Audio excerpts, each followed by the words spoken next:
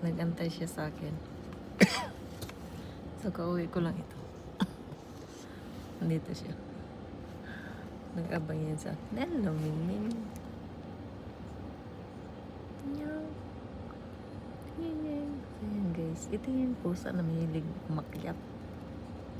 Yan. Parang alaga yata to kasi malinis. Tapos gala lang. Meow. Meow. Meow. Siguro nandun yung isang darakong kaya hindi siya makalapit sa bahay. Dito lang siya. Meow. Meow. Meow.